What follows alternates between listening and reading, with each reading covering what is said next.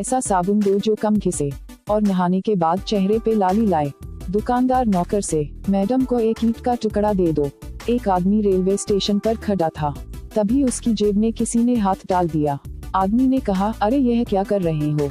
जवाब मिला, मैं माचिस ढूंढ रहा था। आदमी ने कहा, माचिस मांग नहीं सकते थे क्या? जवाब मिला, मैं अजनबियों से बात नहीं करता।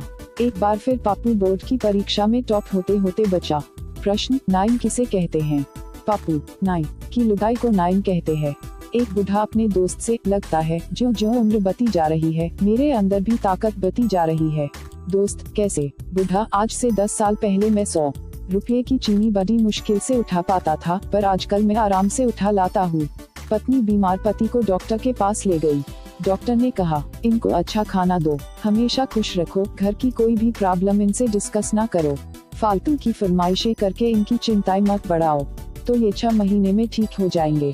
रास्ते में पति ने पत्नी से पूछा, क्या कहा डॉक्टर ने? पत्नी बोली, कुछ नहीं। अब डॉक्टर ने भी जवाब दे दिया है। एक आदमी अपनी बीवी को दफना के घर जा रहा था कि अचानक बिजली चमकी, बादल गरजे, जोर की तूफानी बारिश शुरू हुई। माहौल अफरा तफरी वाला हो गया। दुखी आदमी आसमान की तरफ देखते हुए बोला, लगता है पहुंच गई। नीलू, तुम्हारी बेटी की सगाई को पूरे 2 वर्ष हो गए हैं, विवाह में इतनी देरी क्यों? संगीता, दरअसल लड़का एक वकील है, जैसे ही विवाह की तारीख पास आती है वह कोई ना कोई बहाना करके तारीख आगे बढ़ा देता है। पति से पत्नी कार चलाना सीख रही थी। अपने पति से बोली, ये सामने का शीशा सही नहीं लगा हुआ है। पति ने पूछा, क्यों, क्या गड़बड़ है? पत्नी ने कहा, इसमें पीछे आ रही कारें ही देख पाती हूँ पर अपना चेहरा नहीं देख पा रही हूँ।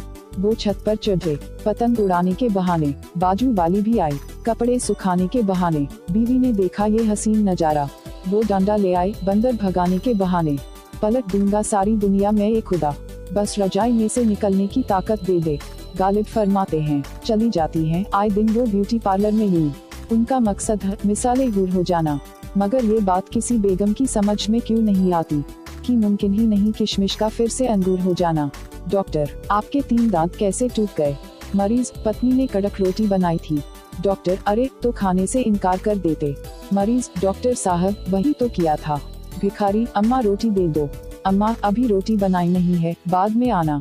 भिखारी, यह मेरा मोबाइल नंबर ले लो और जब बन जाए तो मिस कॉल दे देना।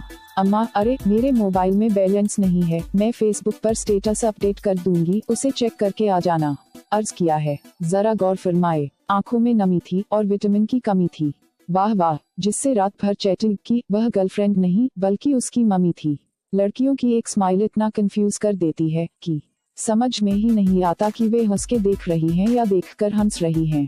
मम्मी, तू बाल क्यों नहीं कटवाता है? लड़का, ओह मम्मी, इट्स फैशन। मम्मी, नालायक, तेरी बड़ी बहन को देखने आए थे, वो तुझे पसंद करके चले गए। मेरी और मेरे चाचा की हालात एक जैसी है, मैं सारा दिन फोन में घुसा रहता हूँ और चाचा मेरे फोन में।